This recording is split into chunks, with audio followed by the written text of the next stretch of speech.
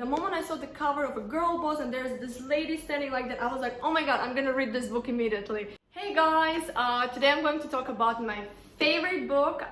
This is the Girlboss, which is written by Sophia Amoruso. So she's the founder and CEO of the Nasty Girl.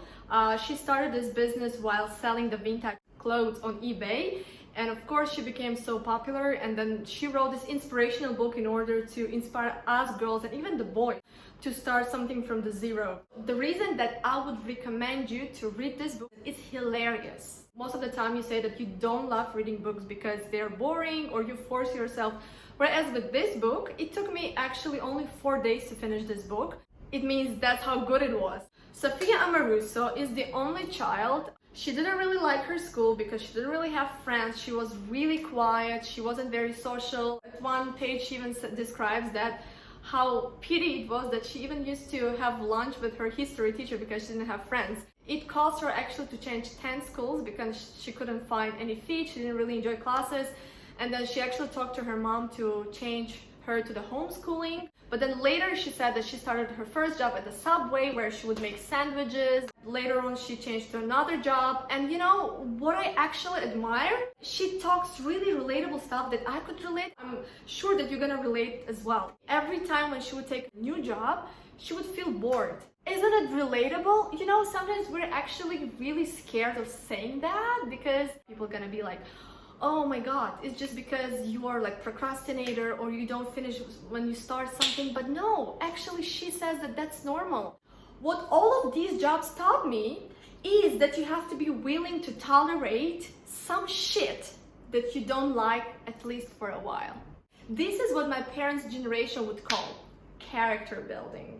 But I prefer to call it girl boss training. Yay! If you're bored and hating it, it's a big sign that you're most likely just in the wrong place. I didn't expect to love any of these jobs, but I learned a lot because I worked hard and grew to love things about them. Another thing that I really loved about this book is the way she communicates with the reader. Usually she says, okay, so you girl boss, like, you know, she like talks to you as if you're the girl boss and you'll be like, okay, I'm a girl boss, okay. So she's also very open. She's not hiding her secrets. She's not trying to be something who she's not. Some people are trying to be perfect. They're trying to look so flawless. Whereas she in here, she actually posted this is her report card from the school, which is full of F's and C's and E's and like, and again, this gives us so much inspiration. But school wasn't my jam. And the whole philosophy behind this book is that true success, listen up, lies in knowing your weaknesses and playing to your strength. Girl bosses, if you think that your grades were bad at school, or if you think that you weren't successful at your school, at university, it doesn't mean that you're not gonna be the girl boss. It doesn't mean that you're not gonna own a company that would bring you millions and dollars, and it doesn't mean that you're not gonna find your passion one day. She started selling just one cloth on the eBay. She would go to the thrift shops, or she would go to the houses of the people who died and those who were selling their clothes for like $8, $1. She would just take them, she would style them, and then she would just sell them on eBay and people would buy it for $1,000. Boom! That moment when she says that. And my mom was worried because she would think that I'm doing nothing. My mom would always encourage me like, come on, you have to go to the college finally. But then she would be like, but I would look at my eBay store and I would see my jacket is getting around $1,000 and I would be like, Mom, you're wrong, which is also hilarious. I really loved when she mentioned an amazing thing about the introverts. If you're the introverted person and if you're watching this video, you're just gonna, you know, be so happy about it. Much of the road from school to the workplace is set up to reward extroverts. And therefore, it can be easier for introverts to feel overlooked.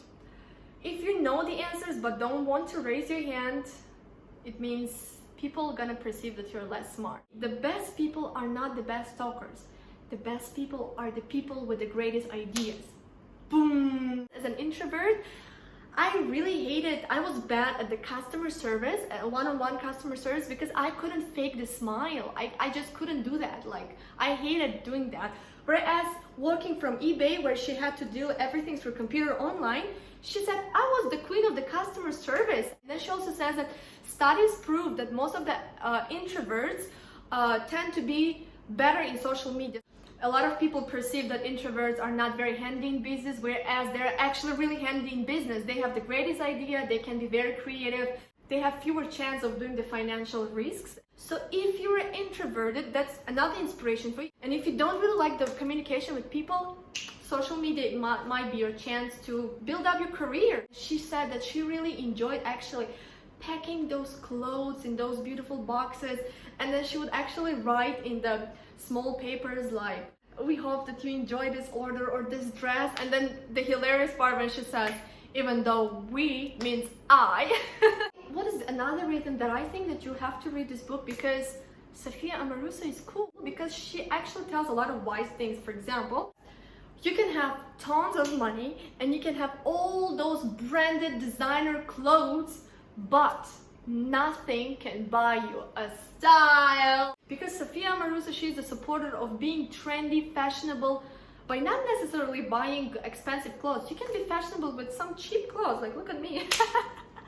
This is like, for example, $1. Having good styles takes a little bit of thought, creativity, confidence, self-awareness, and even sometimes a little work. Just because actually her customers enjoyed the way she would style. She wouldn't just sell clothes online, but she would actually style them. When she got like a lot of success and a lot of customers, and there were rivals, her competitors on eBay, they started having the cat fights. They started telling that she was doing some illegal thing. She started like shill bidding. Shill bidding is when you actually create fake accounts and try to raise the auction money. And she was like, you know what, I was so busy with styling and I was so busy with providing my customers the best clothes that I actually didn't pay attention to the cat fights.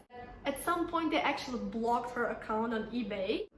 People might be so horrible, but then again, it actually helped her realize, okay, it's time to move from eBay. It's time for me to create my own website. So she created her own website, nastygirlvintage.com, and then she started selling the clothes online directly without the eBay, and she's independent. And then she also tells that she actually started hiring people. And at some point they moved her office to LA, like Los Angeles. My favorite part when she says that, you know, like I never got a bachelor degree, I never got master's degree, so I really didn't know how companies work, how businesses work. And then she said, I didn't know what was like HR. And then she says, I would always think that HR goes for high raise in the jeans. She said, well, you just have to Google.